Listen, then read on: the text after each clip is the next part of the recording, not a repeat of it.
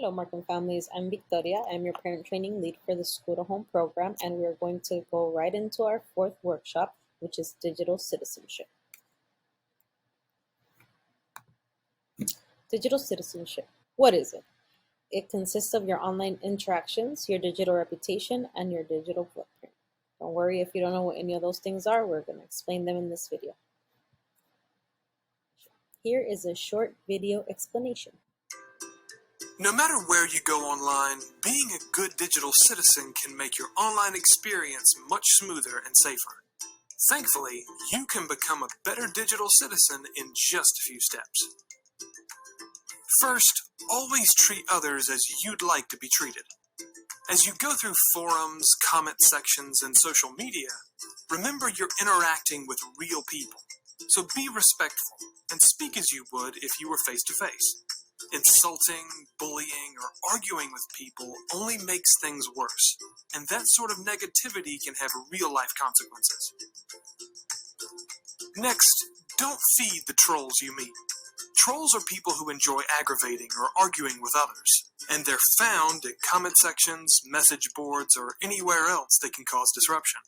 Unfortunately, they're also fairly common. If you encounter a troll, it's best not to interact with them, as any response will likely encourage them to continue their behavior. Don't take material that doesn't belong to you. Although it seems easy to claim others' work for your own use, you still need permission to use material that isn't yours. Always think carefully about what you post online. Remember that once you submit something, you lose control of it, whether it's a message board post or a text message. That's one big reason why your digital footprint can last for many years. So don't post anything that could hurt you if someone found it years later. Be incredibly careful with your personal info. Avoid posting sensitive information, such as your mailing address, phone number, or driver's license number, as some people may try to use that information to take advantage of you. Whenever you're in doubt whether something is safe to post online, don't post it. Finally, don't believe everything you read online. Always take the time to investigate claims and confirm their reliability, especially if they seem extraordinary. That also means you shouldn't share unconfirmed info on social media, or else you could be spreading misinformation. Essentially, being a good digital citizen means you're respectful and safe wherever you go online.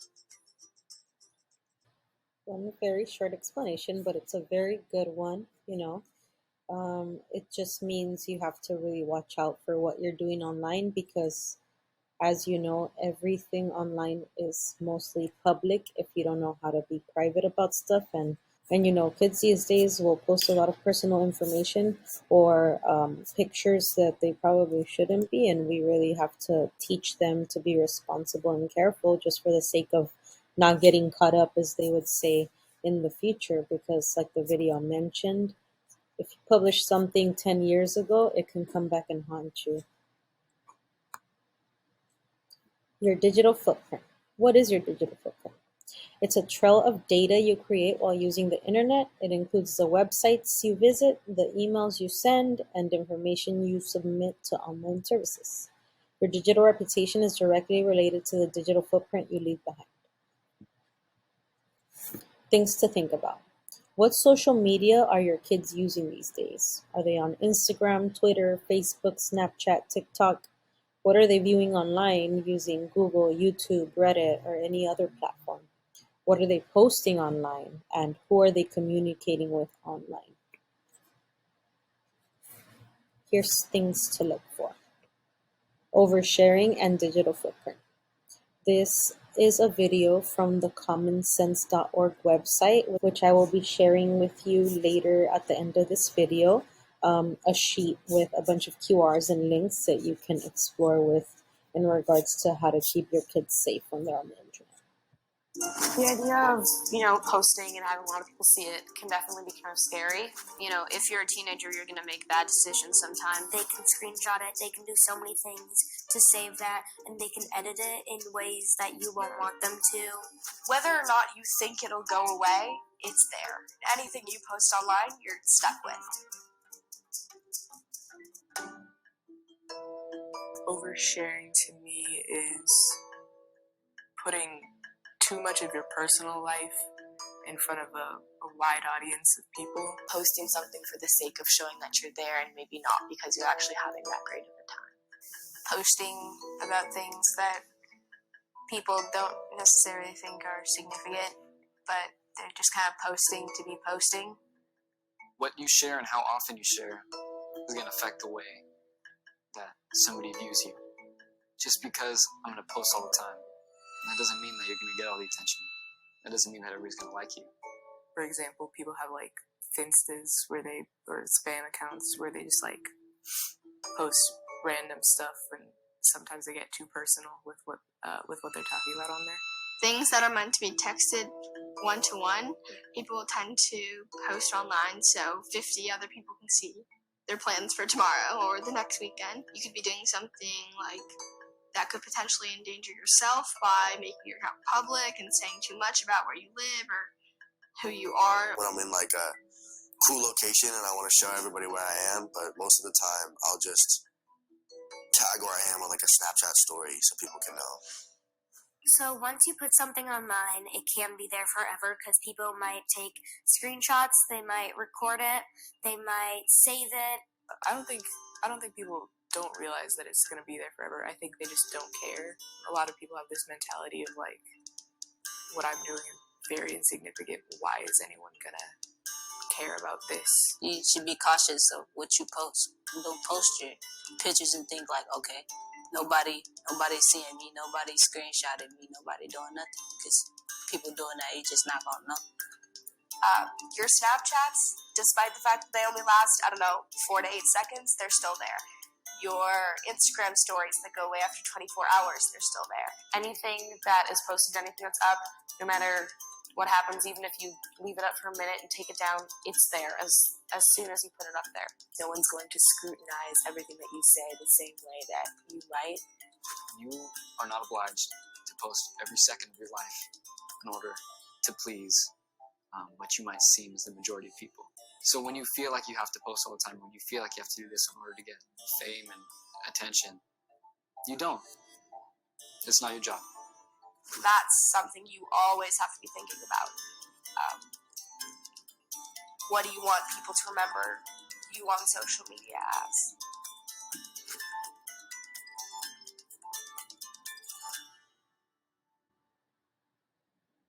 commonsense.org/education to find more videos with testimonials and information from teenagers themselves on why you should be responsible online.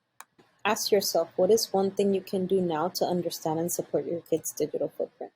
How can you tell them to be more responsible and to really think about the things that they're putting online for the sake of not putting themselves in a position that they will later regret? So now we're moving on to digital reputation. What is it? A digital reputation is a digital footprint created by all the things you say and do online, as well as what others say or post about you. The people and sites you follow, the content you post, like, or share, and the comments you make all contribute to your digital reputation. Your digital reputation is directly related to the digital footprint you leave behind, as I mentioned before. One thing to really think about is, with technology being so big these days, jobs and colleges now search their prospective employees and students before considering them for anything.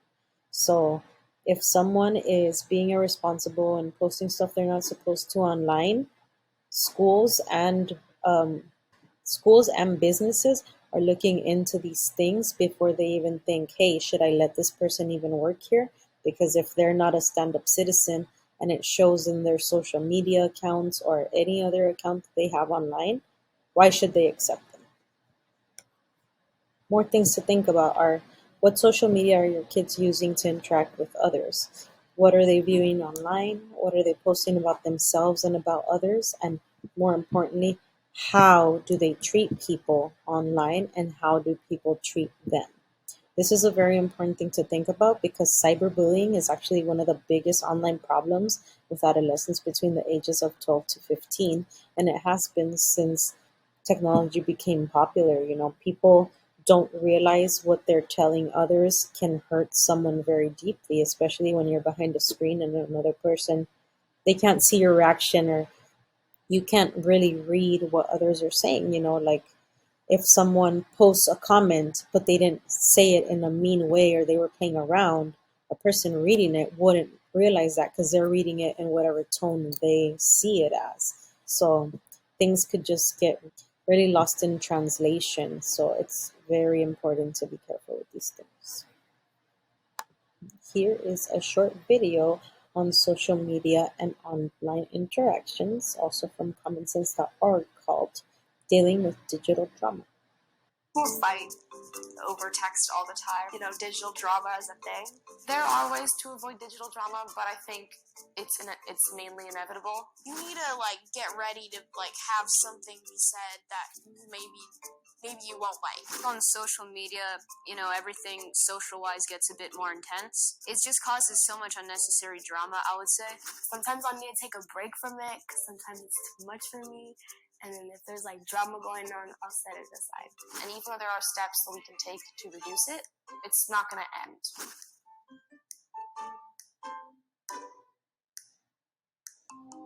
You can say anything over text, which you would never actually say in real life.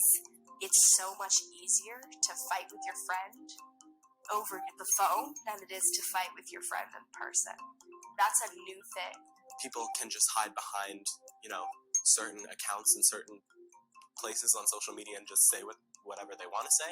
We kind of have this disconnect that I think sometimes social media can cause, where it develops almost a tolerance for a lack of empathy. It's really important to think about how other people are going to take it, because whatever comment you make could be seen by potentially thousands or millions of people. Now more than ever, where somebody makes a rude comment and they get put on blast for it. You don't see the other person's reactions, so you just keep on going. You don't know if the person is sad. You don't know if they're angry. You don't know what they're thinking about you. Social media can turn into sort of a negative space when there's a lot of anonymous posting. No one else knows who that person is, so it creates a lot of tension and drama within friend groups. In the comment sections of posts that are viral or popular, I'll see someone voicing an opinion, and all of a sudden there'll be a thread of even hundreds of comments, people just arguing and not even knowing each other. You could get insulted very easily, on your appearance, on your just anything that you say, anything that you put out onto the internet. Something so small can escalate to something so big, and as it escalates, the topic can completely change to something that's really big. People that I know actually worry about how many followers they have compared to other people, if they're not getting as many messages. When I see the people around me getting into drama on social media, kind of makes me not want to be on social media. It just seems easier to not be a part of that. I have a couple of friends who are very close, but they fight a lot. I'll get screenshots of their conversation from both of the people just being upset and long paragraphs about how upset they are, and instead of talking to each other about it in person, so I've suggested both of them multiple times. I would say I'm more comfortable talking face to face because on social media it's hard to communicate a sense of realness and emotions. The best way to deal with digital drama is to leave what's happening. Maybe it's a group chat that you're in, just to leave that, because the more that people talk about it, the more that people are going to think about it, and the more you might get into it and you might say more things. It is really easy to get your feelings hurt, but you just gotta it's just they're just hiding behind a screen basically. I think the best way to deal with digital drama and help mediate it is, first of all, I always suggest talking in person because that's always easier. Avoiding confrontation is something that I'm trying to be aware that I don't do. A way that I can just disassociate myself from the negativity is to just not respond.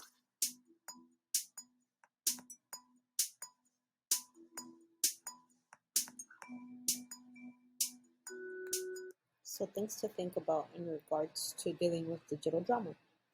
What video games are your students using to play with others? Are they on PlayStation, Nintendo, Xbox? These are actually video games now where technology has become such a big deal and everyone is so interconnected that you can literally just play with strangers and speak to them. It does like there isn't even a limitation on what age range you're playing around with. It could be literally a 6-year old playing with a 25-year-old if they're playing the same video game and connected online and they have the ability to talk to one another. So that's a very scary thing because you never know who you can interact with and the things that they can say to you. It's very serious.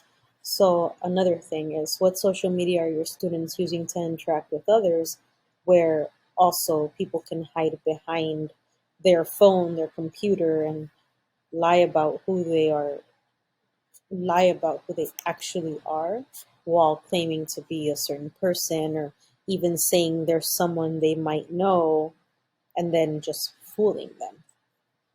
So again, who do they talk to online? Do they know these people in real life or did they meet online? It's very important to try to monitor your children's use of video games, phones, computers, any online interaction that they're having because you honestly never know who they could be talking to and they don't either. So here's one more video called Who You're Talking to Online.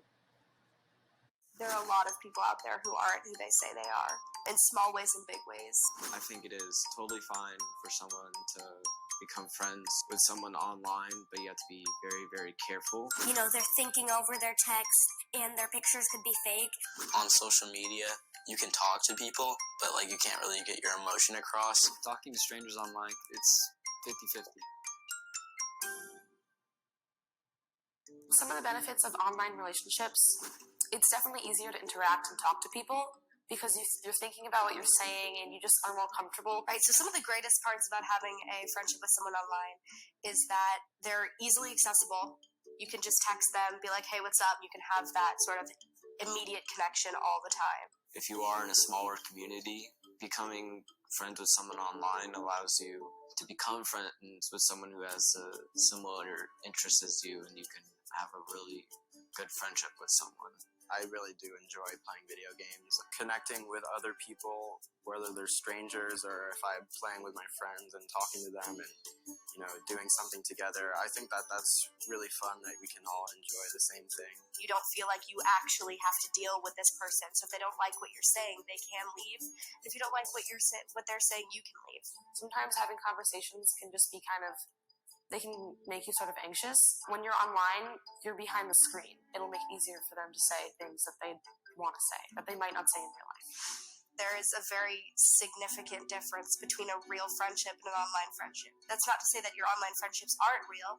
It's just that they're different. There's something called IBF, so Internet Best Friends, and basically they text and they become best friends, but they haven't met them in real life. I felt a lot of genuine trust between the people that I talked to online because they were really close friends of my close friends. It's just, I think trust is the main thing.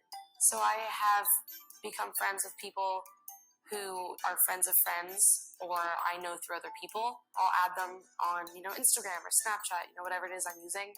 And maybe I'll just say hi or just start a conversation. There's things that you can tell people online that you can't tell people in real life. At the same time, you have to know how to be safe, right? I would say I'm more comfortable talking face to face because like on social media, you can talk to people, but like it's hard to like communicate like a sense of realness and like emotions. If the person is a total stranger to you, they may have an alternative motive trying to get other information out of you. They might be pretending to be somebody that they're not. They might be using you for something. Like, please don't tell people online your full name or where you live. You don't actually know who they really are, and you need to be sure that they're okay. I think a lot of people assume that because you have a friend online and they're kind of not always in your day-to-day and you can choose and edit what you say to them, that it's always going to be good. But it's still a relationship. It's still two people. and you're giving them a lot of information about yourself. So your digital reputation and online interactions. What is one thing you can do to check on your kids' online interactions? Do you have open conversations with your children about who they talk to online and what they connect to, what they like to search, what their interests are? It's very important to build relationships with our children that have enough trust so that they can be open with us, because at the end of the day, there are some times when kids won't know better and they need your help to be able to see through people who are lying to them, or communicate if somebody is being a bully to them online and they just don't want to talk about it. You want them to be able to open up to you so that you can resolve any issue or cut off anyone who's hurting them or trying to get into their lives inappropriately. It's such a delicate subject, using the internet, using phones, playing video games these days, because everyone is so interconnected that children and anyone really can fall prey in any different way to predators or just people trying to steal your identity, people pretending to be someone they're not. It's just a very serious subject. So really think about what it is you can do to help your kids through this, especially at an age like this where they're teenagers, they're growing, they're learning more, they're wanting to meet more people, wanting to interact, get to learn different things. Like these things, it's important for them to be able to do it, but it's more important for them to be able to do it safely. So now I'm going to show you a resource that I uploaded to the Markham website, just for future reference if you want to do a little bit of research on how to help monitor your kids and stuff like that online. So we're going to go to newmarkham.com, which is right here. And for future reference, anytime that you want to go to our school to home page, you can either go to tech trainings under the parent menu, or you can even type in newmarkham.com/S2H for school to home. So we're going to go to the school to home page.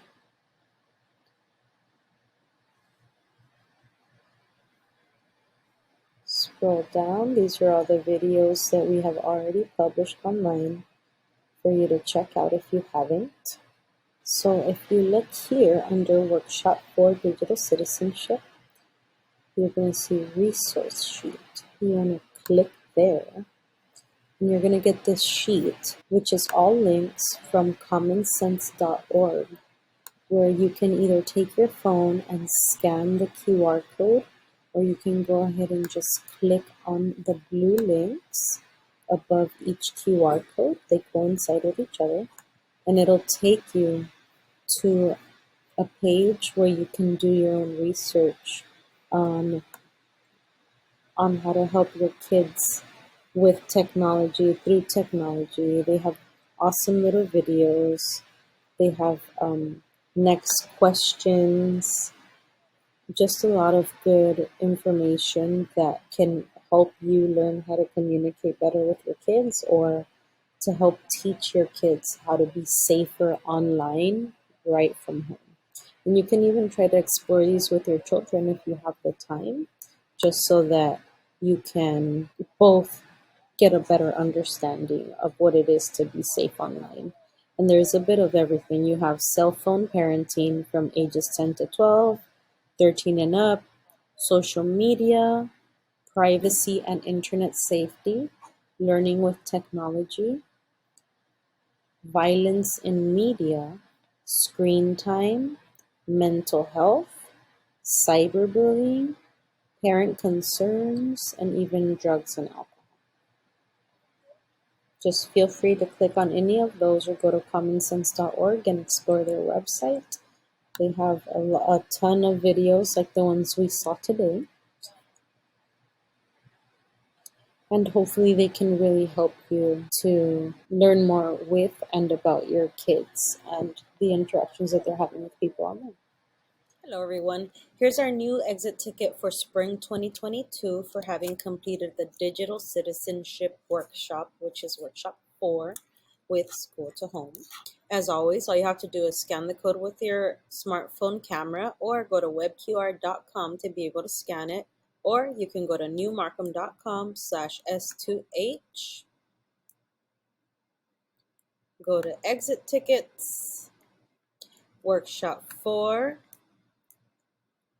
and here you will see the short survey that we have created for you this time. Please make sure to fill it out if you watch this video so that we can be sure to give you credit.